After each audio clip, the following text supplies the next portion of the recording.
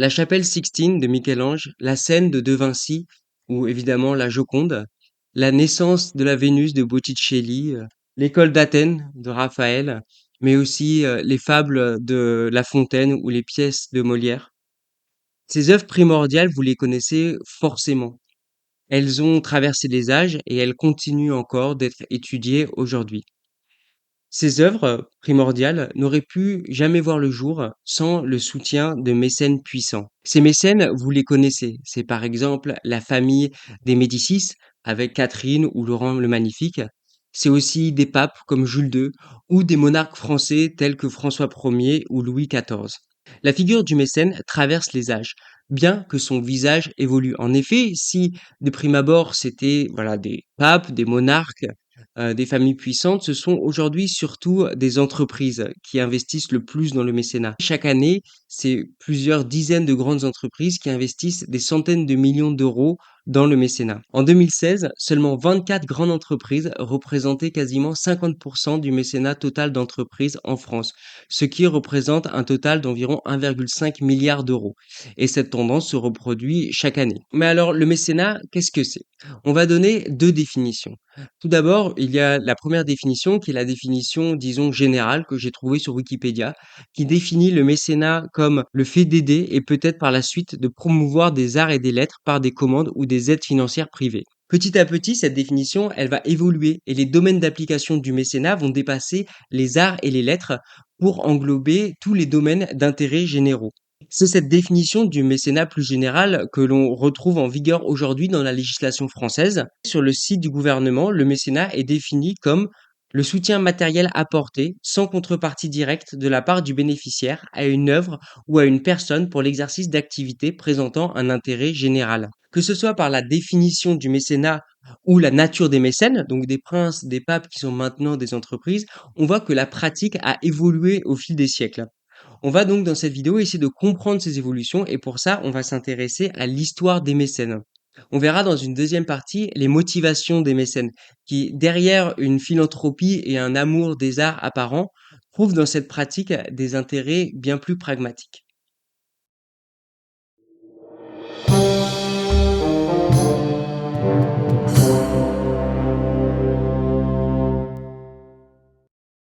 Selon le Centre national de ressources textuelles et lexicales, un mécène est une personne fortunée qui, par souci de favoriser le développement des lettres, des arts et des sciences, aide ceux qui les cultivent en leur procurant des moyens financiers ou des travaux, éventuellement en instituant et en finançant des prix. Le mécène se distingue donc du collectionneur. Là où ce dernier va essayer d'accumuler ce qui a été fait, le mécène va essayer de faire faire. Il suggère et il demande à l'artiste de réaliser pour lui. Il y a un véritable dialogue entre les deux et parfois même une amitié, comme par exemple Louis XIV avec Mansart. Alors, vous vous doutez que des personnes fortunées qui ont aidé des artistes ou bien des scientifiques, il y en a eu absolument tout le temps, dans toute notre histoire et dans toutes les civilisations. C'est un thème beaucoup trop vaste et vouloir faire l'histoire des mécènes comme je m'apprête à le faire, c'est quelque chose de beaucoup trop ambitieux. On va donc essayer un peu de resserrer le cadre. On va mettre une limite géographique et aussi une limite temporelle. Mais ce qui va pas nous empêcher quand même de nous perdre et d'avoir un sujet beaucoup trop vaste pour une petite vidéo comme ça. Donc tout d'abord, la limite géographique. On va s'intéresser aux sociétés gréco-romaines, puis au territoire français. Non pas puisqu'il n'y a pas eu de mécénat ailleurs, il y en a eu absolument partout, mais parce que c'est les territoires que je connais le mieux et c'est là où j'ai le moins de chances de dire de bêtises. Ensuite, il y a une limite temporelle. On va faire commencer notre histoire au 5e siècle avant notre ère, tout simplement puisque le premier mécène dont je vais vous parler a vécu à cette période. Un bon point si vous avez déjà deviné de qui je parlais.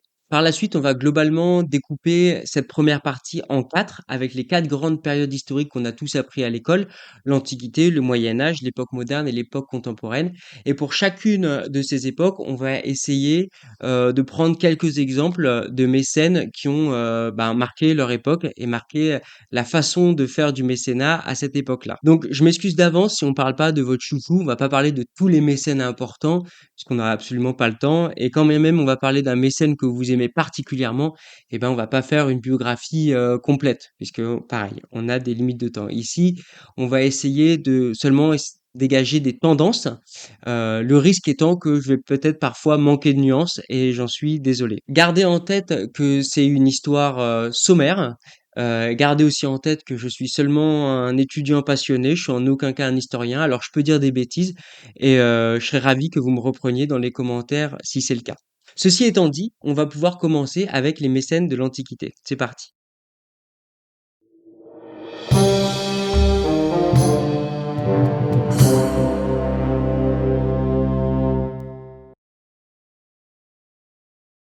Pour les sociétés gréco-romaines, pour l'Antiquité, on parle souvent d'évergétisme. L'évergétisme, c'est une notion qu'on avait vue dans ma précédente vidéo, que je vous invite à aller voir si vous ne l'avez pas vue ou si vous avez complètement tout oublié. L'évergétisme, il peut se définir comme la manifestation d'une générosité intéressée par des dons ou des bienfaits. Donc en fait, cette notion d'évergétisme, elle englobe le mécénat traditionnel, puisque les évergètes de l'époque investissaient dans les domaines de l'art, avec par exemple la construction de statues, de théâtres, mais aussi l'organisation de jeux. Mais c'est plus vaste encore, puisqu'il englobe aussi la construction de biens publics, comme les aqueducs, des thermes, ou par exemple de la distribution de nourriture. En fait, ça ressemble assez à la définition moderne et juridique française actuelle, qui, elle, parle de soutien à une activité présentant un intérêt général. Quoique l'organisation de jeux de cirque dans lequel, on donnait des esclaves à manger aux lions, je ne sais pas si on peut vraiment parler d'intérêts généraux. Enfin bref, cette parenthèse sur l'évergétisme étant faite, le premier des mécènes dont je veux vous parler, ou des évergètes, c'est Périclès. Périclès est un homme d'État de la cité d'Athènes qui a vécu au 5e siècle avant l'ère commune, soit globalement entre les guerres médiques qui ont vu la victoire des cités grecques face aux Perses de l'empire achéménide et qui marquent le début de l'hégémonie d'Athènes, qui s'est particulièrement démarquée lors des batailles de Marathon et de Salamine, et la guerre du Péloponnèse, où Athènes et Sparte se sont affrontés et qui marque le début du déclin pour Athènes. Périclès a donc été influent pendant l'âge d'or de la ville. Il a été d'ailleurs tellement influent qu'on parle souvent du siècle de Périclès pour qualifier ce 5e siècle avant l'ère commune. Il est contemporain de Sophocle, Socrate ou Hérodote, celui que quelques centaines d'années plus tard Cicéron appelait le père de l'histoire. D'ailleurs, Hérodote va vous donner la réponse à une question dont je suis sûr vous ne vous êtes jamais intéressé. Pourquoi Périclès est toujours représenté avec un casque? Alors non pas que ce soit un très grand guerrier, enfin peut-être, je sais pas. C'est selon Hérodote parce qu'il avait en fait une tête très allongée, d'une grosseur disproportionnée et que les artistes ne voulaient pas souligner ce défaut. Donc les auteurs contemporains de Périclès, comme par exemple Cratinos, se foutaient d'ailleurs régulièrement de sa gueule, enfin de la forme de sa tête. Je vous mets quelques exemples de blagues, mais bon, c'est de l'humour grec antique, c'est pas forcément très facile à comprendre. Mais fort heureusement, c'est pas ce qu'on retient de Périclès. On retient surtout de Périclès ses actions pour la démocratisation de la vie athénienne, pour ses actions militaires et surtout diplomatiques. Et enfin, c'est ce qui va nous intéresser pour sa politique de mécénat. Périclès était déjà un mécène avant d'être un grand homme politique. Il a par exemple dans sa jeunesse parrainé la pièce Les Perses de Échille. Mais c'est surtout avec son action politique qu'il va permettre de développer les arts, notamment avec une politique de grands travaux, qui va complètement transformer la cité d'Athènes. Plutarque, dans sa biographie de Périclès, nous donne quelques exemples de ces travaux qu'il a menés. Tout d'abord, il y a la construction du très célèbre Parthénon, le temple d'Athéna, sûrement le plus célèbre temple grec, dont l'on peut encore observer les vestiges aujourd'hui. Il y a aussi les propylées, des entrées monumentales de l'acropole, réalisées par l'architecte Mnésiclès. Plutarque fait aussi allusion à plusieurs peintres comme Xeuxis ou Agatharchos. Mais c'est surtout Phidias dont il est fait allusion. Phidias était un sculpteur très célèbre qui avait fait la sculpture d'Athéna en or et en ivoire de plus de 12 mètres de haut. Donc selon Plutarque, Phidias choisissait tout et surveillait tout pour Périclès. Il avait donc une importance capitale. Tout dépendait quasiment de lui. Et il était très ami avec Périclès. Plutarque nous dit que les ouvrages s'érigeaient, extraordinaires de grandeur, inimitables en beauté et en grâce, alors que les artisans rivalisaient pour surpasser la qualité technique. Le plus étonnant était la rapidité de la production. Thucydide, un historien qui lui est contemporain de Périclès, nous dit que si un jour on essayait de juger de la puissance d'Athènes vis-à-vis de celle de Sparte, en s'appuyant sur les restes des bâtiments des deux cités, on risquerait de minimiser la puissance de Sparte et de multiplier par deux celle d'Athènes. C'est vous dire à quel point Périclès a marqué ses contemporains et l'histoire, grâce à sa politique de grands travaux qui a permis l'embellissement de la ville d'Athènes.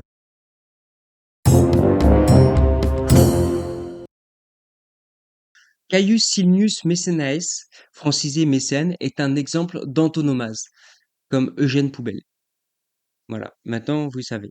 Il est devenu un nom commun qui désigna dès le haut Moyen Âge un homme qui accorde ses bienfaits aux artistes. L'ultime étape de ce passage d'un nom propre à un nom commun a eu lieu en 1935 lorsque l'Académie française transforma le M majuscule en minuscule. Mais qui était Mécène? Mécène était un ami et un conseiller du premier empereur Auguste, dont nous avons parlé dans la dernière vidéo. Il est né vers -70 avant l'ère commune et il est mort en -8 avant l'ère commune. Mécène a sûrement pris part à quelques campagnes militaires. Il a été aussi utilisé à des fins diplomatiques. Et surtout, il a géré Rome en l'absence d'Octave, et ça, on va en parler un petit peu plus tard. D'une autre part, et c'est surtout ce qu'on retient, Mécène est connu pour avoir soutenu des artistes, notamment des poètes, Virgile, Properce et Horace, qui lui rendirent en hommage dans leur poésie ce qu'ils avaient reçu en bienfait. Un peu plus tard, on a des jugements un peu sévères, notamment de Sénèque, qui désapprouvait sa prétendue mollesse et son raffinement, ainsi que son style. Bref, au final, je suis un peu embêté parce que j'ai pas tant d'informations que ça sur Mécène. Dans les sources à ma disposition, sans être une bibliothèque, hein, je connais pas tout, mais de ce que j'ai lu, il apparaît 5 ou 6 fois maximum et seulement quelques passages. Il y a aucun chapitre qui lui est dédié et évidemment, on n'a aucun texte de Mécène lui-même. Donc c'est assez dur de parler de ce personnage. On a bien cette vidéo d'Europe 1. De l'histoire. Et aujourd'hui, Clémentine, vous nous racontez le destin de celui qui a laissé son nom au terme de mécène. A few moments later. Il avait le plus grand dédain pour les charges publiques, comme s'il était né un peu blasé à ce sujet. C'est-à-dire, moi les gars, j'ai rien à prouver, je viens d'une très bonne famille, je descends des rois, donc vos godemichets, pas vos godemichets, vos hochets, excusez-moi, j'espère que ça sera... Non, mais Non, ça c'est non. révélateur. Oui, non, mais c'est parce que tout le monde aura bien compris que le mot Bien sûr. godemichet est en latin, c'est un mot romain, gaude, mia, mii. Mundi placet et spiritus minima. Ça n'a aucun sens, mais on pourrait très bien imaginer une traduction du type « Le roseau plie, mais ne cède qu'en cas de pépin ». Bon, ce qui veut rien dire non plus. Bon, lapsus à part, puisque ça doit être très compliqué d'animer une émission en direct, il y a quand même un petit souci sur ce dédain pour les charges publiques. Mécène est souvent présenté comme ça car il n'a pas eu de charge publique officielle. Il n'a pas été sénateur ni magistrat. Il est resté chevalier, alors qu'il était très proche conseiller de l'empereur et qu'il aurait donc pu normalement facilement accéder à ces postes. Donc c'est pour ça qu'on l'a souvent représenté comme un personnage désintéressé des charges publiques. Mais je pense que c'est faux, ou du moins que ça manque de nuances. Je pense que c'est plutôt dû au contexte. On a vu dans la première vidéo que l'ascension d'Auguste avec le triumvirat et aussi le début du principat, les institutions, elles étaient pas mal dévoyées. Et donc, Mécène, il avait absolument pas besoin de titre de façade pour exercer son autorité. Il a d'ailleurs eu de très grandes charges publiques pour quelqu'un qui est désintéressé par ça, je trouve. Il aurait fini en disgrâce, mais comme un peu pour toute la vie de Mécène, eh ben, on n'est pas sûr. Donc il y a plusieurs hypothèses. Les rivalités sur la succession d'Auguste, mais aussi une affaire de conspiration. Le plus probable, du moins ce que j'ai trouvé et ce que je trouve le plus intéressant quant à cette présupposée disgrâce, c'est plutôt que dans un contexte de restauration de la res publica qu'on a vu dans la dernière vidéo, et donc dans le respect de façade du jeu républicain, la place de Mécène était donc plus tenable et il a été écarté de la vie publique car c'était un acteur officieux. Il n'était pas magistrat, il n'était pas sénateur, il était chevalier comme nous l'avons dit. Bref, pour conclure sur Mécène, je suis désolé mais au final j'ai trouvé assez peu de choses dans les sources. Je pense que c'est sûrement sa double casquette d'homme politique habile et loyal et de patron des poètes qui a fait un peu la légende de ce personnage qui est souvent bien plus proche du mythe que du personnage historique.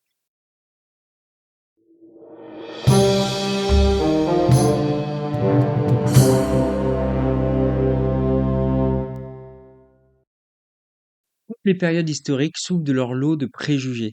Mais s'il y en a une pour laquelle c'est bien vrai, c'est le Moyen Âge. Contrairement à ce que son nom pourrait indiquer, Moyen Âge, c'est une période extrêmement riche avec bon nombre d'avancées scientifiques et artistiques. Dans les avancées technologiques importantes, on peut citer notamment l'utilisation de la poudre à canon, de l'astrobal, l'invention des lunettes, l'amélioration importante des moulins à eau, de l'agriculture, des horloges et des bateaux, ou des techniques de construction.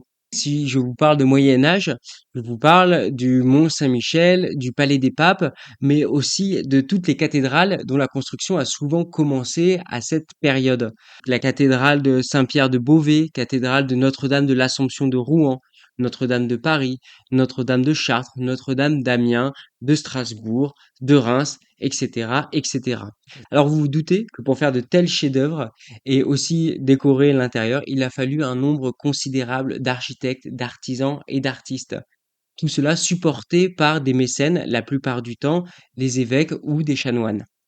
Donc quand on voit ces constructions absolument faramineuses, on se rend bien compte qu'on est loin de cette image un peu crasseuse du Moyen Âge, souvent véhiculée à travers des fictions comme par exemple Les Visiteurs et Jacouille la fripouille. Et on lui pèlera le jonc comme au bailli du Limousin. On a fendu un beau matin, on a pendu avec ses tripes. D'ailleurs, certains historiens ont pu parler de Renaissance dans le Moyen Âge, avec par exemple la Renaissance carolingienne, sous les règnes notamment de Charlemagne, Louis le Pieux ou encore Charles le Chauve. Ces souverains ont su donner une grande impulsion dans les domaines intellectuels et artistiques de leur temps, grâce au rôle joué par la cour et par les écoles palatines. Ce sont aussi des souverains qui ont bâti, je pense notamment à Charlemagne et à sa capitale Aix-la-Chapelle, où il y fonde son palais en 790, donc avec un ensemble de bâtiments résidentiels, politiques et religieux, dont notamment la célèbre chapelle palatiale qui subsiste encore aujourd'hui. Donc ces empereurs étaient de grands mécènes qui soutenaient les arts, notamment dans les domaines de l'architecture, du livre, avec la production de manuscrits de très haute qualité, mais aussi de l'orfèvrerie. Je vais vous mettre quelques exemples et je vous invite à regarder dans les sources, notamment de la BNF, parce qu'on y trouve vraiment des objets fabuleux. À noter qu'on n'utilise plus trop ce mot de renaissance carolingienne. Les historiens vont préférer le terme réforme carolingienne. Pourquoi? Eh bien, puisque le mot Renaissance, il a tendance à dénigrer la période précédente, alors que, au contraire, les prémices de cette Renaissance sont anciens et elles s'inscrivent dans une continuité. Donc, vous avez vu dans les exemples d'images que j'ai mis, des œuvres issues du mécénat des empereurs carolingiens, il y a beaucoup d'enluminures et d'orfèvrerie, et c'est vrai que c'est des formes d'art auxquelles on pense pas traditionnellement, contrairement par exemple à la peinture ou à la sculpture qui apparaissent directement à notre imaginaire quand on parle de mécénat. Alors que ces formes d'art un peu plus particulières, elles étaient extrêmement présentes, notamment au Moyen Âge. On a des traces d'énormes collections d'orfèvrerie grâce notamment à des inventaires qui ont été faits. Je pense à celui de Charles le Téméraire ou encore ceux des deux fils du roi de France Jean le Bon, Charles V et Louis Ier d'Anjou, qui avaient chacun environ 4000 objets, dont plusieurs centaines en or, ce qui suppose de nombreux achats, mais aussi de nombreuses commandes, ce qui relève donc du mécénat. Tant qu'on parle des fils de Jean le Bon, on peut s'attarder sur Louis Ier d'Anjou et aborder le mécénat de la tapisserie, une forme d'art qui aujourd'hui ne parle plus à grand monde. Donc ces tentures, elles étaient extrêmement précieuses, elles pouvaient être enrichies de fils d'or ou d'argent et ça en faisait des réels objets de collection qui étaient gardés dans des chambres fortes. Une des teintures très connues commandées par Louis Ier d'Anjou, c'est la teinture de l'Apocalypse. C'est 72 tapisseries qui illustrent le dernier livre de la Bible. Il a fallu 9 ans pour réaliser cette œuvre d'art. Avec le deuxième fils de Jean le Bon, Charles V, on peut parler du mécénat des livres. En effet, c'était quelque chose de très présent. On a même pu parler de roi bibliophile. Charles V est le fondateur de la librairie du Louvre. Il a employé beaucoup d'esprits imminents à traduire de grands textes philosophiques, théologiques, historiques, politiques et scientifiques, dont il considérait la traduction comme nécessité d'intérêt public. On voit souvent des peintures avec une remise officielle du livre à un personnage important. Cette cérémonie prend parfois la forme d'une cérémonie presque liturgique, comme la dédicace de la traduction de la Cité de Dieu par Raoul de Presles à Charles V. Si je trouve qu'on ne parle pas assez de la place de certaines formes d'art dans le mécénat comme l'orfèvrerie et la tapisserie, il faut admettre qu'il y a aussi quelque chose dont on ne parle pas assez dans la grande histoire, et c'est bien la place des femmes. En raison du peu de place que leur ont laissé les chroniqueurs contemporains, mais aussi du peu d'intérêt que pendant longtemps les historiens leur ont consacré, les femmes sont restées pendant longtemps à l'ombre de la grande histoire. Il a fallu attendre les années 70 environ avec les travaux, par exemple, de Michel Perrault pour que le sujet connaisse un grand essor. L'histoire des femmes peut montrer qu'elles ont su, au Moyen Âge et à l'époque moderne, se créer des espaces de liberté dans lesquels elles ont bénéficié d'une réelle reconnaissance. Dans le milieu politique, où certaines reines ont assuré la régence, je pense à Jeanne de Bourgogne, Blanche de Castille ou Isabelle de Bavière, mais aussi, c'est ce qui va nous intéresser, dans les domaines culturels avec le mécénat. Je vais prendre donc plusieurs exemples de femmes qui ont marqué cette période et la pratique du mécénat, à commencer par Clémence de Hongrie. Donc Clémence de Hongrie est née en 1293 et elle est surnommée Clémence l'orpheline, car ses parents sont morts de la peste alors qu'elle avait à peine 2 ans. Donc déjà, pas de chance. Elle fut éduquée par sa grand-mère Marie de Hongrie à une cour très prestigieuse qui était celle de Naples. Elle partit en 1315 pour épouser Louis X. Sur le trajet, le bateau fit naufrage, donc pas de chance, mais ça s'arrête pas là, puisqu'elle ne fut reine de France que pendant 9 mois, puisque Louis X mourut en 1316 alors qu'elle était enceinte. Et comble du malheur, son fils Jean I, qui naquit cette même année, mourut après seulement 5 jours d'existence. Clémence passa son long veuvage entre Paris et la province. Au fil des ans, elle acquit un trésor extraordinaire dont en témoigne son testament rédigé peu avant sa mort en 1328 et qui est une source extrêmement précieuse. C'est le plus ancien inventaire d'une princesse française que l'on a actuellement. On retrouve dans ce document un ensemble des joyaux, des pièces d'orfèvrerie, de tapisseries, des tissus, des vêtements et des manuscrits que l'ancienne reine possédait. Une autre reine dont je voulais absolument vous parler, c'est Isabeau de Bavière qui est née en 1370. Elle épouse le roi Charles VI en 1385. Elle aussi, elle n'a pas beaucoup de chance puisque son mari Charles VI souffre de crise de folie. Donc elle devient la régente officieuse au nom des dauphins, ses 4 fils, dont le futur Charles VII. Elle prend part au Conseil royal et exerce pendant presque 30 ans une autorité jusque-là inégalée pour une reine de France. Mais elle a gouverné dans un contexte extrêmement troublé. Alors, je vais vous passer les détails puisque c'est quand même très compliqué. Mais en gros, il y a une rivalité entre son beau-frère Louis d'Orléans et les ducs de Bourgogne. Dans les intérêts des dauphins, Isabelle change régulièrement d'alliance avec les deux factions sans trop de succès. En 1407, un duc de Bourgogne, Jean Ier, va ordonner l'assassinat de Louis d'Orléans, ce qui va plonger le royaume dans la guerre civile, puis conduire à la reprise de la guerre avec l'Angleterre à partir de 1413.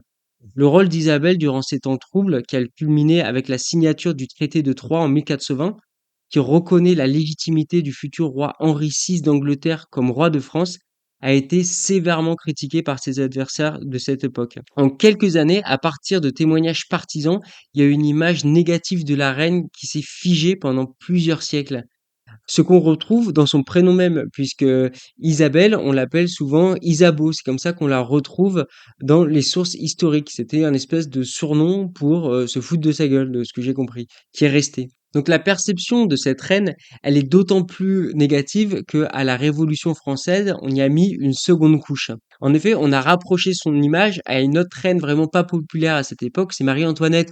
Les deux viennent de pays germaniques, les deux sont des traîtres à la nation, donc on peut y faire des parallèles un peu faciles pour les critiquer, comme traîtres ou comme personnes dépensant l'argent n'importe comment dans l'art, etc. Alors pourquoi je vous embête avec Isabelle de Bavière et son traitement historiographique à la Révolution française? Bon déjà parce que c'est sympa d'en savoir un peu plus, j'espère que vous êtes tout aussi curieux que moi et que vous passez un agréable moment.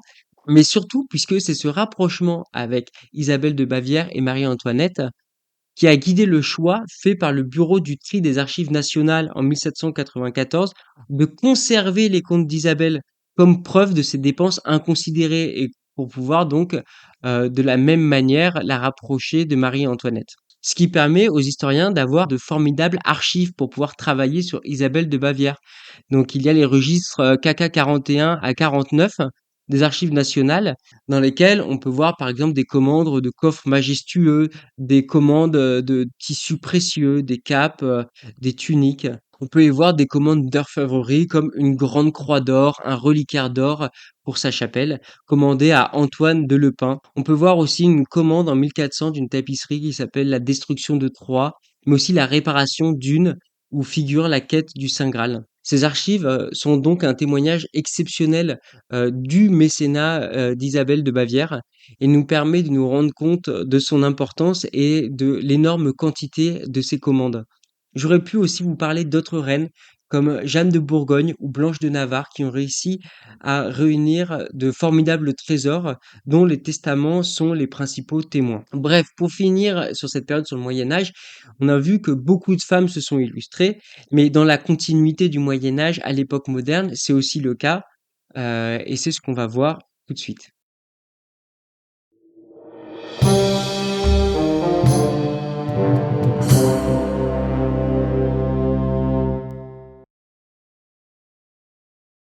Des femmes influentes pendant l'époque moderne qui ont un pouvoir de régence, donc un pouvoir de gouvernement, ainsi qu'un pouvoir culturel, il y en a eu beaucoup. Je pense à Louise de Savoie, la mère de François Ier, à Catherine de Médicis, Marie de Médicis, Anne d'Autriche, qui est d'ailleurs la dernière reine à avoir exercé une régence, et donc c'est la dernière femme à avoir gouverné en France il y a quasiment 400 ans. Il y a aussi eu Marie-Thérèse d'Autriche, mais sa régence a duré que 2 mois, donc ça compte pas vraiment. Et quand bien même, ça ferait 350 ans sans aucune femme au pouvoir, à la tête du pouvoir en France. Bref, dans un des noms que j'ai cités, il y en a sûrement un que vous avez retenu dans une vidéo consacrée au mécénat et c'est la famille des Médicis. Je vais m'attarder un petit peu sur cette famille qui est extrêmement liée au mécénat dans la culture populaire et qui est aussi très liée à ce mouvement qu'est la Renaissance et qu'il va falloir définir ici. La Renaissance, c'est l'âge d'or du mécénat. C'est un mouvement artistique et philosophique situé à la fin du Moyen Âge et au début de l'époque moderne, qui est marqué par le retour de l'idéal antique d'harmonie et de beauté. On présente souvent le début de la Renaissance au début du XIVe. C'est surtout au XVe siècle qu'apparaît la Renaissance avec pour berceau l'Italie et surtout les villes de Rome, Naples ou Florence, où les arts sont favorisés par de grands mécènes tels que la famille des Médicis. Les Médicis sont une famille de nobles de la République de Florence. Ils doivent beaucoup leur ascension à Cosme l'Ancien, qui a permis à cette famille de devenir l'une des familles les plus influentes d'Italie et d'Europe. Cosme va réussir à consolider la fortune familiale, notamment grâce à son activité de banquier, et va discrètement asseoir son pouvoir sur la République oligarchique en plaçant ses partisans aux principales magistratures. Devenu le plus riche marchand de Florence, Cosme va effectuer beaucoup de mécénat. Tout d'abord, il a fondé l'Académie platonicienne et la Bibliothèque des Médicis, et il est le mécène de grands sculpteurs comme Donatello, mais aussi les peintres Fra Angelico et Filippo Lippi, ou encore le célèbre architecte Filippo Brunicelli. Un autre grand nom des Médicis, c'est celui de Laurent le Magnifique, qui est aussi un important homme d'État florentin. Il va soutenir des artistes comme Léonard de Vinci, Botticelli ou Michel-Ange, rien que ça. Il va aussi soutenir le peintre Benozzo Gozzoli, qui va le représenter sous les traits de Gaspard dans son fameux tableau Le Cortège des Trois Mages.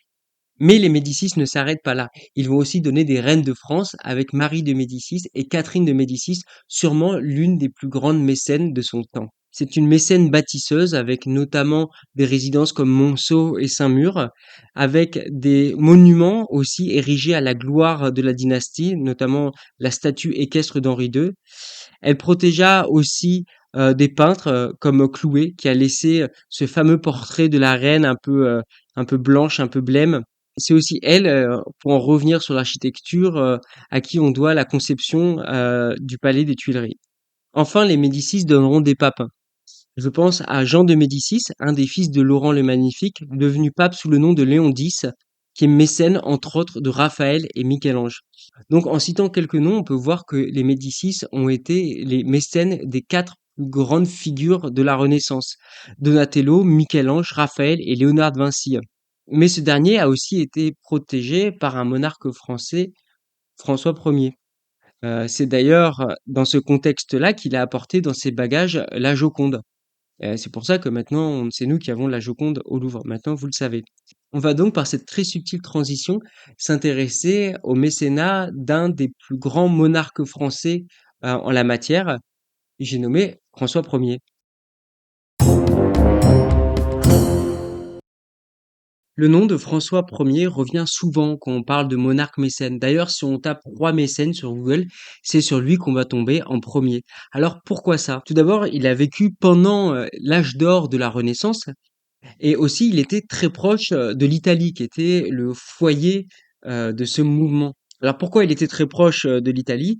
Eh bien, puisqu'il va passer une grande partie de son règne à faire la guerre là-bas. Non mais vraiment, il est roi en le 1er janvier 1515 et la bataille de Marignan, c'est la même année. Il a vraiment pas attendu. 10 ans plus tard, c'est la bataille de Pavie, un peu moins célèbre en France, où notre François national se fait emprisonner 1 an à Madrid. Il sera libéré 1 an plus tard, en 1526, contre des terres, ses fils en otage, un mariage et contre la promesse de renoncer à toute revendication sur l'Italie, ce qu'il ne fera pas du tout, puisqu'il va y retourner. Bref, ce que je veux vous dire par là, c'est que François Ier, il connaît bien l'Italie.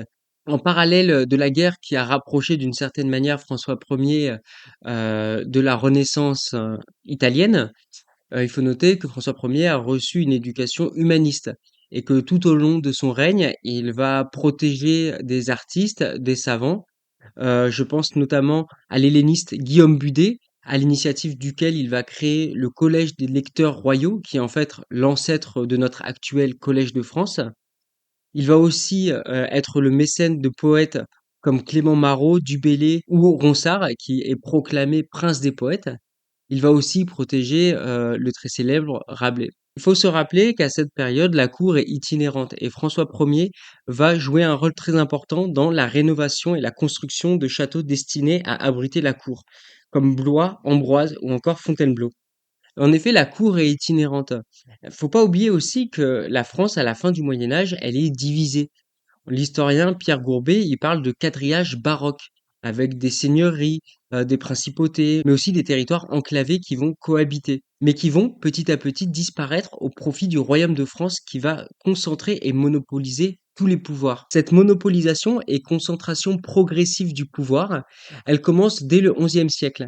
Elle est rendue possible, selon Norbert Elias, l'auteur de La dynamique de l'Occident, et je vais beaucoup simplifier, grâce à la guerre d'État qui va imposer au royaume de mobiliser des effectifs croissants sur une longue durée, quasiment permanent. Je pense là par exemple à la guerre de 100 ans, ce qui va très progressivement professionnaliser les militaires et demander des ressources fiscales importantes et constantes. Pour Norbert Elias, le monopole du pouvoir se construit donc sur une double base militaire et fiscale, ce qui suppose la création d'un appareil administratif permanent et spécialisé. Cette monopolisation se réalise contre certains seigneurs dont ils font réduire l'autorité et le pouvoir. Donc, par exemple, la France, elle va intégrer la Bourgogne et la Franche-Comté et plusieurs seigneuries de l'Artois suite à la victoire militaire de Louis XI sur Charles le Téméraire en 1477. Mais cette monopolisation, elle va aussi se faire avec l'appui d'autres, avec notamment des alliances matrimoniales. Je pense à Anne de Bretagne qui épouse Louis XII, mais aussi avec des dons. Par exemple, la Provence, elle sera transmise à la France en 1482 à la suite de la mort de René d'Anjou, qui va donc léguer la Provence au royaume de France. Ainsi que d'ailleurs la Maine et quelques possessions en Italie, ce qui va engendrer les guerres d'Italie. Alors pourquoi vous parler de tout ça une fois de plus? Je fais peut-être des grands détours, mais c'est très intéressant puisque cette monopolisation du pouvoir, eh ben, elle va aussi engendrer une monopolisation de la culture et du mécénat. En effet, le mécénat va évoluer et petit à petit, il va être de plus en plus encadré par l'État. Ça, on peut le voir avec la création d'institutions. On a déjà parlé du Collège des lecteurs royaux, fondé par François Ier. On aurait aussi pu parler de la Bibliothèque royale, mais on va surtout parler de la création des académies royales au XVIIe siècle, qui va vraiment s'inscrire dans un mouvement d'encadrement de la vie culturelle et artistique. Tout d'abord, on a la création de l'Académie française sous Richelieu, en 1634.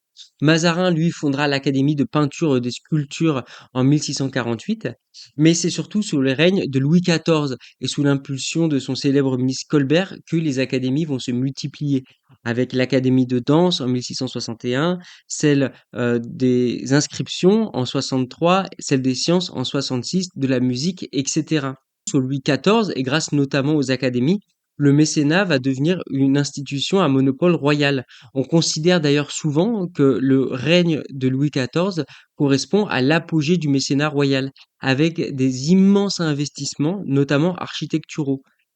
Pour vous dire, en 1683, alors que la monarchie vient de s'installer à Versailles, qui est encore en cours d'aménagement, les dépenses des bâtiments du roi s'élèvent à plus de 6% du total des dépenses de l'État. Outre cette dépense architecturale, avec évidemment Versailles en tête, Louis XIV va protéger de nombreux artistes comme Molière, Corneille, Racine, mais aussi des astronomes comme Roberval et Cassini. Il va être très proche de certains de ces artistes et penseurs. Je pense notamment à l'architecte Mansart, dont on a déjà parlé en introduction. Bref, pour conclure, sur l'époque moderne, on a pu voir que les monarques vont monopoliser progressivement le pouvoir. Et dans ce pouvoir, il y a aussi évidemment le pouvoir culturel et le mécénat, ce qui va atteindre son paroxysme sous Louis XIV et qui va se matérialiser par des institutions comme les académies. On va voir dans la prochaine partie qu'à l'époque contemporaine, notamment avec la Révolution française, toutes ces institutions, elles vont survivre à la monarchie. Et on en retrouve d'ailleurs encore les vestiges aujourd'hui. On verra donc ça dans une prochaine vidéo que je vais sortir d'ici quelques semaines. J'ai préféré découper ce projet en deux pour qu'il soit un peu plus digeste. Dans cette seconde vidéo, on verra aussi les intérêts des mécènes et ça va être très sympa. On va parler des intérêts d'image, les intérêts économiques et aussi fiscaux. Ça va être super chouette. J'espère que vous avez passé un agréable moment devant cette vidéo. Si c'est le cas, n'hésitez pas à partager à des amis, ça me ferait très plaisir. N'hésitez pas à mettre un petit commentaire aussi ou à vous abonner et activer la cloche pour avoir la notification quand sortira la deuxième partie. Voilà, sachant que je sors pas des vidéos tous les 4 matins, donc vous risquerez pas d'être floudé. Donc, voilà, n'hésitez pas. Je vous invite vivement à aller checker les sources s'il y a un sujet qui vous intéresse.